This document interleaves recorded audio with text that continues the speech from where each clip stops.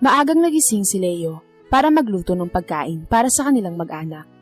Hindi man maalwa ng buhay nila, masaya naman silang mag-anak. Naitataguyod pa rin niya ang kanilang mga pangangailangan. Isang mangangalakal si Leo. May 2 siyang anak, isang lalaki at isang babae. Matapos makapagluto, sakto naman nakagigising lang ni Gino at Leia. 3rd year high school na si Gino at 2nd year college naman si Leia. Mabuti na lamang at scholar si Leia sa isang pribadong paaralan sa bayan. Kaya naman allowance lang at iba pang gastusin sa paaralan ang binabayaran ni Leo. Matapos kumain, gumayak na ang magkapatid at si Leo. Inihatid ng Ginoo ang kanyang mga anak sa paaralan gamit ang kanyang sasakyan na ginagamit sa pangangalakal. Mangangalakal man ang kanilang ama, proud pa rin sina Leia at Gino sa trabaho ng kanilang ama dahil naitataguyod sila nito sa pang-araw-araw nilang buhay. Idagdag pa ang pagiging mabuting ama nito sa kanila. Namatay ang kanilang ina 5 taon na ang nakararaan dahil sa isang aksidente habang nagbebenta ito ng gulay sa tabi ng daan. Simula nun, hindi na nag-asawa pang muli si Mang Leo dahil sa pagmamahal niya rin sa asawa. Minsan, tinatawanan sina Gino at Leia dahil sa trabaho ng kanilang ama, pero hindi na lang nila iyon pinapansin. Ang mahalaga sa kanila ay ang pag-aaral at ang makapagtapos para hindi sayang ang paghihirap ng kanilang ama. Nang maihatid ni Leo ang mga anak, nagsimula na siyang mangalakal. Nagtungo siya sa maluwang na basurahan at naghanap ng pwedeng maibenta. Iba-iba kasi ang mga nasa basurahan. May mga papel, karton, bote, at kung suswertihin ay yero. Hindi naman sila nag-aagawan roon. Bigayan sila ng kanyang mga kasama. Sa totoo nga lang, nahihirapan siya dahil minsan maliit lang ang kanyang kinikita. At pinagkakasya niya lang iyon. Mabuti na lamang at mababait ang kanyang mga anak at kapag walang pasok, nagtutungo ang mga ito sa tindahan ng kanilang kapitbahay na si Aling Asin at tinutulungan ng matanda. Nagsimula na siyang mangalakal. Mabuti na lang at 2 lang sila ang naroon. Mukhang sa iba rumoto ang iba nilang kasamahan. Napangiti siya dahil madami siyang nakalakal. Malaki ang kita niya ngayong araw. Nagtungo siya sa junk shop at ibinenta iyon. Kumita siya ng 500. Dumaan na rin siya sa nagtitinda ng karne para bumili ng ulam nila. Kailan ba sila huling kumain ng karne? 1 linggo na ata ang nakakaraan. Tsak na matutuwa si Gino at Leia nito. Tuwang-tuwa na sabi niya sa sarili. Dinaanan na muna niya ang kanyang mga anak. Ngiti ang makikita sa mukha nila pagkalabas nila ng gate ng school. Sinalubong siya ng mga ito ng yakap. Uy, ang dumi ni tatay. Natatawa niyang sabi. Ano ka ba, tay? Ayos lang yun. Ang dumi na yan ang bumubuhay sa amin. Emosyonal na sabi ni Gino. Ginulo niya ang buhok nito. Niyaya niya na ang mga ito na umuwi na. Kaagad namang umangkas sa mga ito sa motor niya. Tay, karne ang ulam natin? Excited na tanong ni Gino nang makita ang supot ng karne na nasa gilid. Napangiti siya dahil napasaya niya ang kanyang anak. Sa kabilang banda naman, nagpaatid si Maria sa kanyang lupain sa Barrio Marilao. Pagbaba niya ng sasakyan, napatingin siya sa luwang na iyon. Ngunit ngayon ay tinatapunan na iyon ng basura. Ayos lang yun sa kanya dahil may abiso naman yun. Kainin ng kanyang mga anak nang galing sa nakaw. Mas gugustuhin niya ang magdildil sila ng asin kaysa ang magnakaw. Iyon ang prinsipyo na itinuro sa kanya ng kanyang mga magulang. Ibinulsa niya iyon sa kanyang pants. Mabuti na lang at malalim ang bulsa niya. Nang makaipon ng 3 sako, bandang 4:00 ng hapon, ibinenta niya na ang mga nakalakal sa junk shop at kumita siya ng 400. Kung makikita niya lang ang may-ari ng lupang nagsisilbing hanap buhay niya, pasasalamatan niya ito. Ang balita niya ay babae ito. Hinayaan nito na tapunan ng mga basura iyon para may trabaho sila. Tuwing Sabado naman, kinukuha ang mga basura na hindi kailangan para hindi matambakan at bumaho.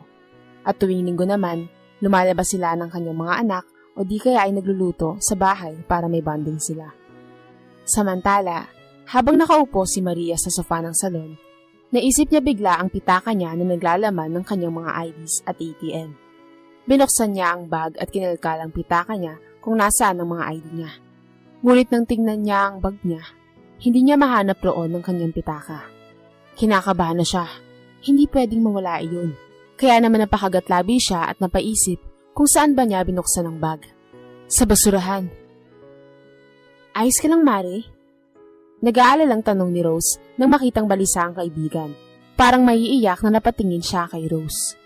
Nawawala yung pitaka ko. Kung saan nandun yung mga ID ko, Mars? Kinakabahan at tuliro niya ang sabi. Paano kung ang nakapulot nun ay masamang tao at walang balak na ibalik sa kanya yun? Naroon pa naman ang lahat ng importanteng ID niya at mga ATM. Bakit kaya nangyari ito sa kanya? Nagulat din ito at nataranta. Tinanong siya nito kung saan ba niya huling binuksan ang bag niya at sinabi niya naman kung saan. Kaagad silang umalis sa salon matapos magbayad. Sumakay na siya sa passenger seat ng kotse ni Rose. Pagdating nila roon, kaagad niyang tinanong ang mga naroon na nangangalakal kung may nakita ba silang pitaka na naglalaman ng ID at ATM. Umiling ang mga ito. Napabugo siya ng marahas ni hininga at naihilamos ang mga kamay sa kanyang muka dahil sa frustration na nararamdaman niya. Saan ko kaya hanapin yun? Sino nakita nun? Nangihina niyang tanong. Idinantay ni Rose ang kamay sa kanyang balikat. Wala tayong choice kundi hintayin na ibigay sa iyo ang mga yun. Ang kailangan mong gawin ngayon ay pumunta ka sa bangko para marisolba mo ang problema mo at para hindi makuha ang laman ng ATM mo. Alam mo na ngayon, magaling na ang mga tao. Sabi nito. Tama nga naman si Rose. Kaya wala na siyang sinayang na sandali pa. Ginawa na niya ang mga dapat gawin. Pero bakit malakas ang kutob niya na ibabalik sa kanya yun? Nang makauwi sila Leo, Leia at Gino sa bahay, nagpresenta si Leia na siya na ang magluluto ng hapunan. Nang makapagluto ang kanyang dalaga, sabay-sabay na silang kumain ng hapunan. Patapos na sila, nang sabihin ni Leo sa mga anak na may napulot siya na pitaka na naglalaman ng ID at ATM. Nagtungo siya sa silid at kinuha ayon, saka ipinakita sa dalawa. Napaawang ang labi ng mga ito at nanlaki ang mga mata. Ano pong gagawin niyo dyan, Tay? Tanong ni Leia at ngumiti siya. Ibabalik, syempre. Hindi pwedeng hindi ko ito isauli. Tiyak na nag-aalala na ang may-ari nito. Sabi niya, tiyak na mayaman ang may-ari niyan, Tay. Malay mo bigyan pa po kayo ng pabuya kapag binalik mo yan. Nakangiti nitong sabi. Natawa siya at ginulo ang buhok ng anak. Sinabi niya sa mga ito na ang pagtulong o kabutihang loob ay walang hinahangad na kapalit. Ngumiti ang magkapatid. Proud na proud kasi sila sa kanilang ama. Kaya naman bilang ganti, nag-aaral sila ng mabuti para magkaroon ng mataas na grado, para makamit ang karangalan at makapagtapos ng pag-aaral. Kaya idol po namin kayo, Tay. Sabi ni Gino. Natawa naman si Leia. Pagkatapos kumain, nagtungo na sa silid ang dalawa para mag-review ng kanilang lessons. Siya naman ay inilabas ang litrato na naroon. Tansya niya na nasa edad 40 na ang babae na nasa picture. Maganda ito. Ano pa nga ba ang aasahan niya sa isang mayaman? Kaya ang tanging pag-asa na lamang niya ay ang kanyang mga anak. Ibinalik na niya sa pitaka ang litrato at nagtungo na rin siya sa kanyang silid at natulog. Kinabukasan, hinanap ni Leo ang address na nasa ID. Hanggang sa napadpad siya sa isang di kalakihang gusali ng Ems Building. Bumaba siya mula sa kanyang sasakyan at nagtungo sa harap nito. Pinagbuksan siya ng pintuan ng guard. Tinanong siya nito kung ano ang kailangan niya. Nandyan po ba si Mrs. Maria Romano? Tanong niya. Tinignan siya nito mula ulo hanggang paa. Hindi nagustuhan iyon ni Leo. Para bang sinasabi nito na may masama siyang balak sa boss nila. Ako mang magsasalita na sana ang guard nang biglang bumukas ang glass door ng gusali. Lumabas roon ang isang babae, ang babaeng nasa picture, na mas maganda pala sa personal. Mang Arturo, sino po siya? Tanong ng ginang habang nakatingin sa kanya. Hindi ko po kilala, ma'am eh. Gusto ka daw po niya makausap. Sagot ng guard. Tiningnan ni Maria si Leo sa katumango. Itinuro nito ang daan kung saan mayroong pintuan. Sumunod naman siya. Tinawag pa ni Arturo ang ginang pero sinabi ng babae na ayos lang ito. Huwag kang mag-alala. Wala akong gagawing masama kay Mrs. Romano. May diin niyang sabi. Hindi niya akalain na ganun pala ang tingin sa kanila ng mga mahihirap. Na para bang masama silang mga tao. Napailing na lamang siya roon at hindi na lang pinansin ito. Nang makapasok sila sa loob, napaupo sa swivel chair si Mrs. Romano. Inilahad nito ang kamay sa swivel chair na nasa tapat ng mesa nito. Please have a seat. Masuyo nitong sabi. Pinakatitigan ni Maria ang lalaking nasa kanyang harapan. Disente naman itong tignan, kaya hindi niya nagustuhan ang ginawa ni Mang Arturo rito. Humingi siya ng pasensya sa lalaki dahil sa inastan ng guard. Ngumiti lamang ito at tumango. Tinanong na niya kung ano ang sadya nito at bakit siya nito hinahanap.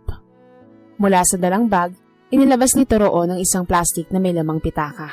Inilapag nito iyon sa mesa niya at itinulak palapit sa kanya. Pitaka niyo po, ma'am. Nariyan po ang mga ID niyo at ATM. Huwag po kayong mag-alala, hindi ko po yan ginalaw, ma'am. Tinignan ko lang ang isang ID kung saan naroon ang mga impormasyon niyo para maibigay ko po yan sa inyo. Sabi nito. Kinuha niya ang pitaka sa plastik at tinignan niya yon isa-isa. Wala ngang nawala. Nagtatakang tinignan niya ito. Kung ibang taong nakapulot nito, malamang gumawa na sila ng paraan para makuha ang laman nito. Salamat at ibinalik mo to sa akin, ha. Importante kasi sa akin ang mga to, eh. Sabi niya. Hindi ko po yun ugali, ma'am. Mas mainam na pong maghirap kaysa yumaman bigla dahil sa nakaw. Hindi ko po yung gagawin. Lumaki ako may prinsipyo sa sarili. Mas masarap mabuhay na pinaghirapan ng mga bagay na mayroon tayo. Sabi nito na may pagmamalaking tinig. Napangiti siya. Hindi niya tuloy maiwasang humanga sa Ginoo. Napakaswerte nga naman ang asawa at mga anak nito. Kaya pala malakas ang kutob ko na may babalik ito dahil totoo pala.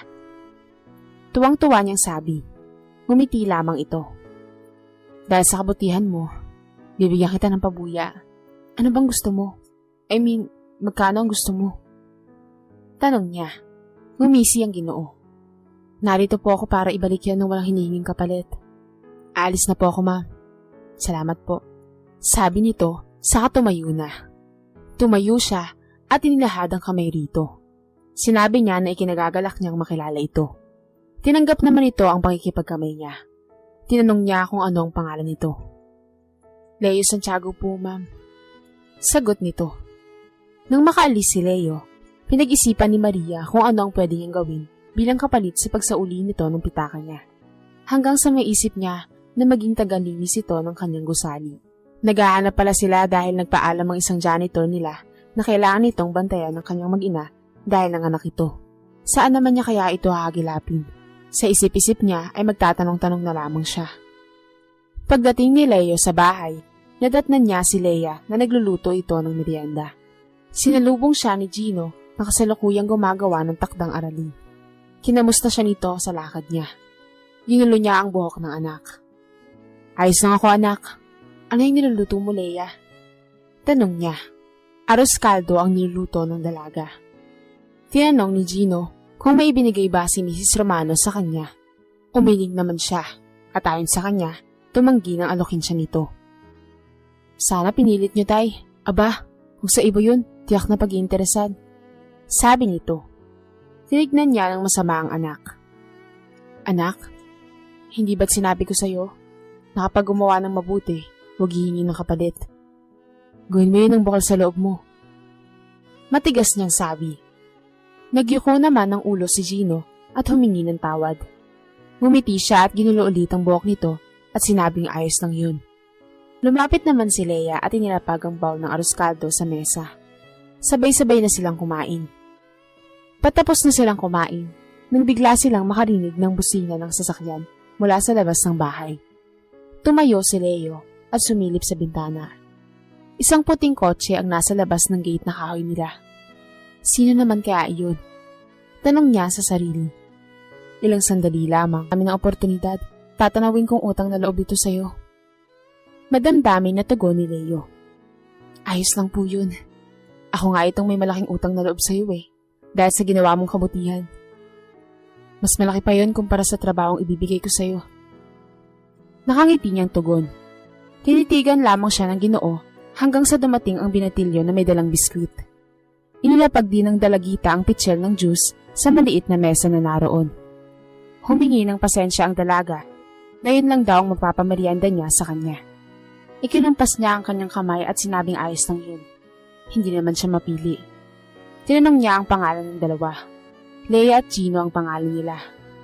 Nagsalin si Leo ng juice sa baso niya at iniabot sa kanya. Ininom niya iyon. Nagpasalamat naman ang dalawa dahil binigyan niya ng trabaho ang ama nila. Tinignan niya ang babae. Sa tansya niya, nasa kolehiyo na siya. Tinanong niya naman iyon rito. Tumango naman ito. Gusto mo bang mag-working student? Tanong niya. Excited itong napatango-tango. After ng school, pwede kang pumunta sa Marias Delicacy sa bayan. Pwede ka na magtrabaho sa Lunes. Sasabihin ko na lang sa manager roon ang pangalan mo. Okay ba yun sa'yo? Tanong niya.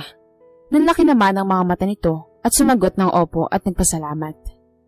Ako po, hindi niyo po ba bibigyan ng trabaho? Nakasimangot na tanong ni Gino.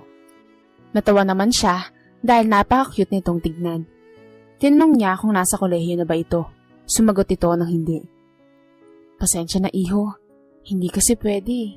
Mga nasa college level lang ang pinapayagan namin magtrabaho sa restaurant. At saka walang may iwan rito sa bahay niyo.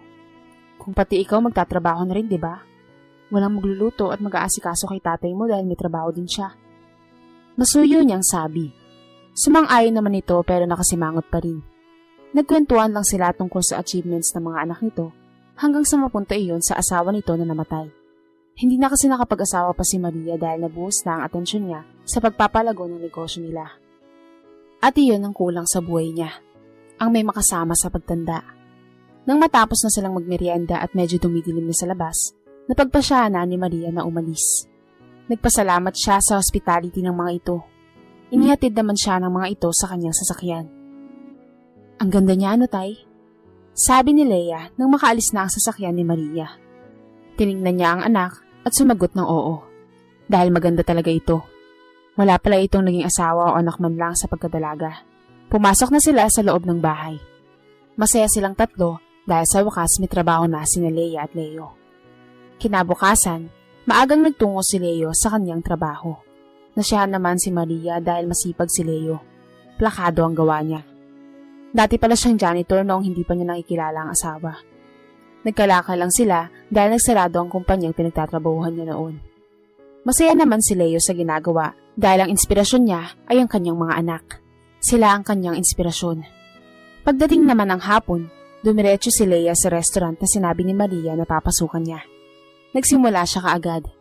Mismo ang manager na ang nagturo sa kanya dahil iyon ang utos ng may-ari. Kita ng mga service crew, lalo na ng manager ang kasipagan ni Leia. Sumapit ang 6:00 ng gabi, tinawag ng manager ang dalaga at binigyan siya ng 1,000. Iyon ang bili ni Maria. Nako, salamat po ah. Malaking tulong po ito sa allowance at sa gastusin po sa bahay. Nakangiting sabi niya. Umuwing may ngiti sa labi si Leia. Pagdating niya, hinihintay na lang siya ng kanyang ama at kapatid. May lutong pagkain na rin. Nang mapansin siya, niyaya siya ng kanyang ama na kumain na. Nagbihis muna si Leia bago nagtungo sa pagkainan. Kwento ng kanyang ama, sabay daw silang nag-lunch ni Maria. Sabi ng kanyang ama, magaan daw kausap si Maria. Masarap rin daw kausap. Mukhang may gusto ka na sa boss natin, natay. Biro niya rito. Biglang sumeryoso ang kanyang ama. Wala daw masama kung magustuhan man niya si Maria. Yun nga lang, imposible na magustuhan din daw siya nito. Hinawakan ni Leia ang kamay ng kanyang ama at sinabi na walang pinipili ang pag-ibig. Napangiti naman si Leo sa sinabing iyon ng kanyang anak. Natuwa rin si Leo nang sabihin ng anak na binigyan ito ng manager ng pera. Kinabukasan, nagtungo si Maria sa basurahan. Nakapag-isip-isip na siya. May papatayo siya roon kung saan matutulungan niya ang mga basurero at mga ngalakal na mas mapadali ang ginagawa. Hindi rin biro ang ginagawa ng mga ito. Huminga siya ng malalim. Matagumpay na siya sa negosyo. Marami na rin siyang natulungan na tao. Ang kulang na lang sa buhay niya ay ang makakatuwang sa buhay. Inilis niya iyon sa isipan. Dapat maging masaya siya sa kung ano man ang mayroon siya ngayon. Ma'am?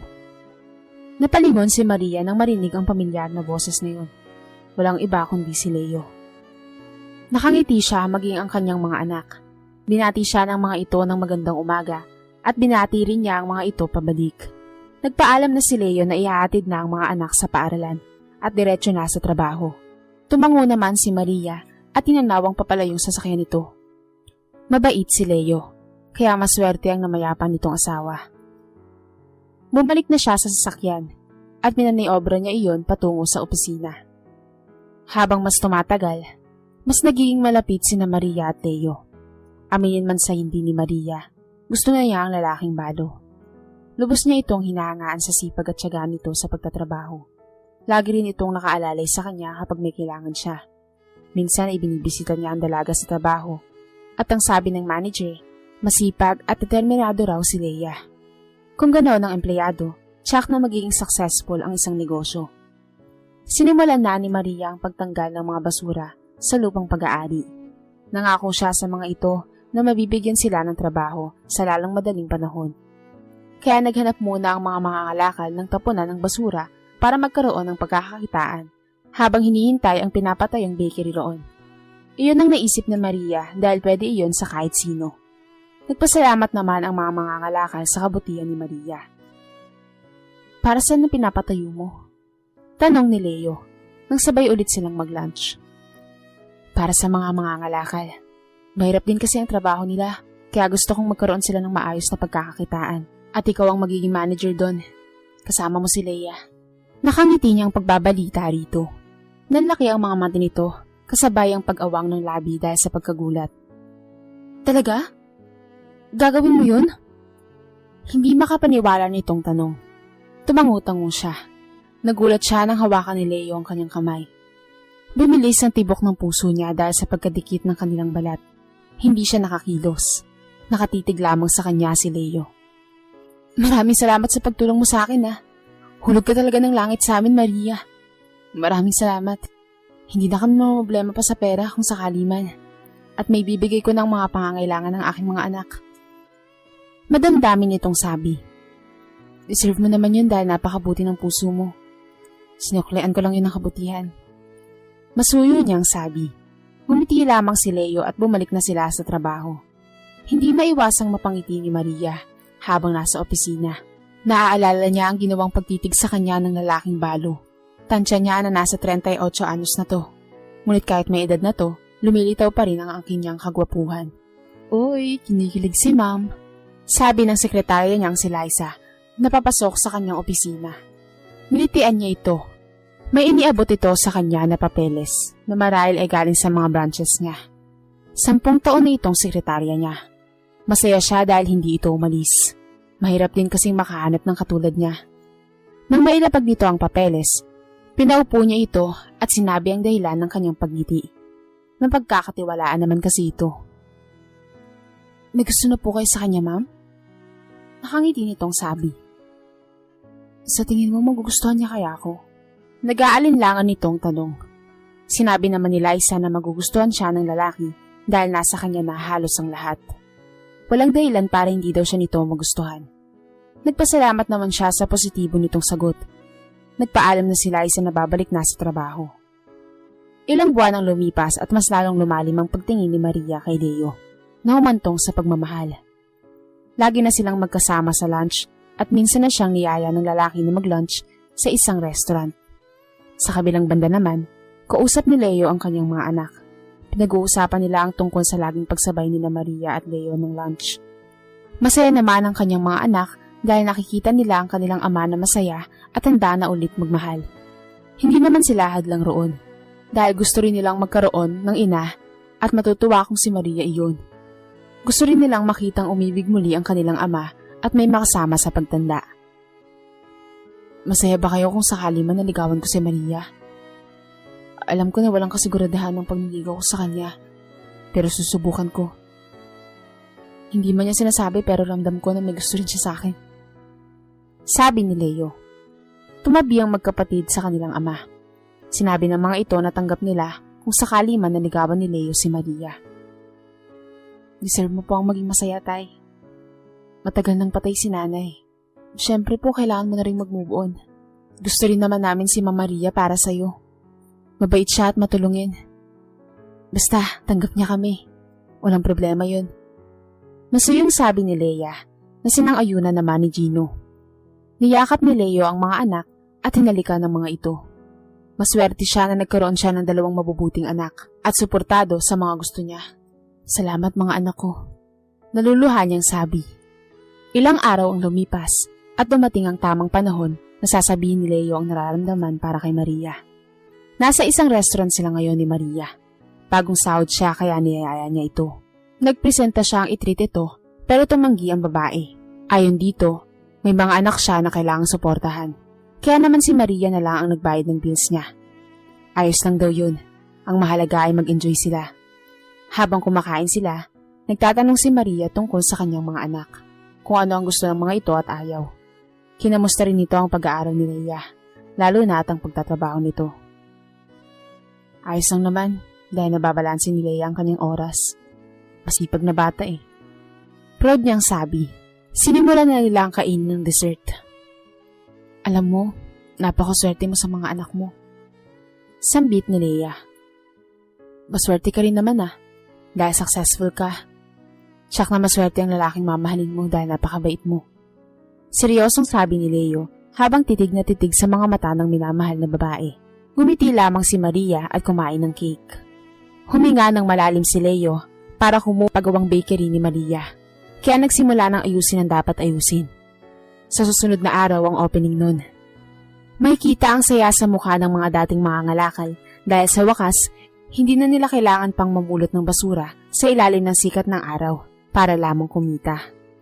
Ngayon, may disente na silang trabaho. Higit sa lahat, may benepisyo pa silang matatanggap. Tiningnan ni Leo si Maria na masayang nakikipag-usap sa mga decorator. Napalingon siya kay Anton nang sikuhin siya nito. Napakaswerte mo kung sakali mang sagutin ka niya. Sabi nito na may kasamang pagkindat. Napangiti siya. Hindi naman siya umaasa pero malakas ang kutob niya na malapit na siyang sagutin ni Maria. Napangiti siya nang magtama ang mga mata nila ni Maria. Lumapit ito sa kanya. Maraming salamat sa pagtulong sa amin Paraan ang nasa itaas ang pagkawala ng wallet mo. At matagpuan ko yun. Para mabago ang buhay ko kasama ng iba pang mga ngalakal. Buong puso niyang sabi. Tinitigan siya nito.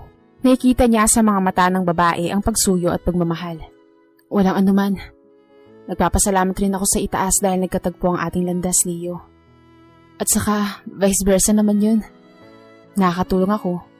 Natutulungan din nila ako. Ninyo. Tugon nito.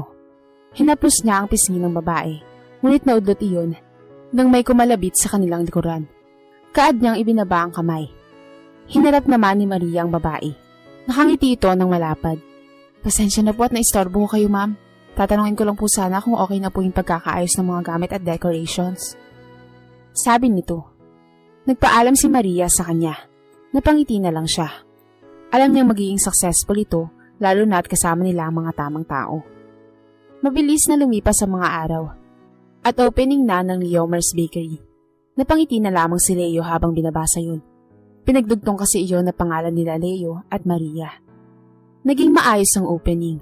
Madami ang bumili at talaga namang ganado ang mga trabahador. Siyempre dahil napagod sila, may tips sila galing kay Maria.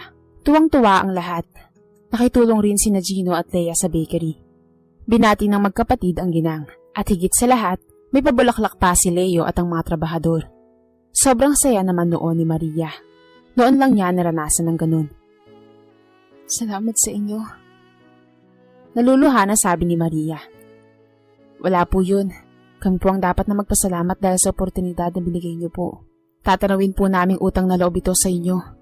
Kaya bilang ganti, magiging masipag po at magpupursige kami sa aming trabaho. Sabi ni Ronaldo, ang pinaka-leader ng mga trabahador. Nagkaroon ng munting salo-salo nung matapos ang araw na yun. Nasa labas sila ng bakery at kasama ang mga trabahador. Sinenyasan ni Maria ang sekretarya niyang si Liza. Kaagad namang nakuha ang ibig sabihin ng babae. May kinuha itong box sa counter at idinala iyon sa mesa ng boss. Iniabot iyon ni Maria kay Leo. Buksan mo.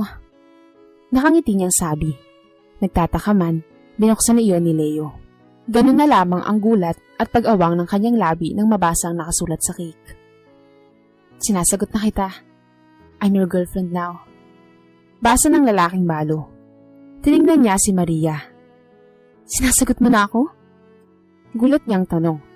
Tumango si Maria.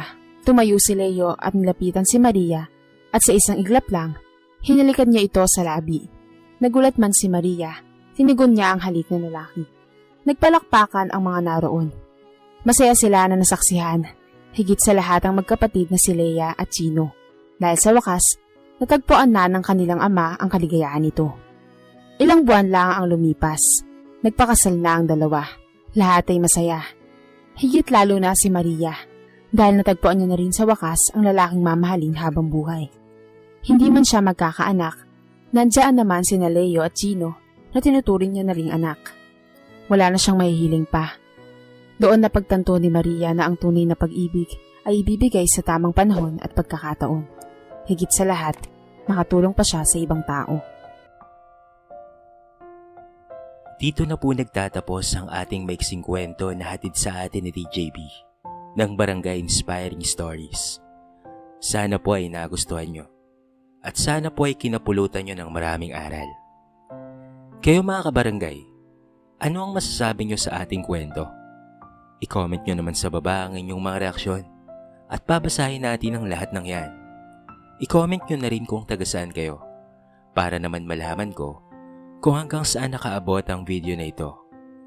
Paki-like and share na rin po ang ating kwento para mapakinggan rin ng iba. At kung bago ka pa lamang sa ating channel, baka naman pwedeng pakihit ang subscribe button at bell notification button para palagi kang updated sa mga bago nating upload na katulad nito. So paano mga kabarangay? Hanggang sa muli, thank you so much and peace out!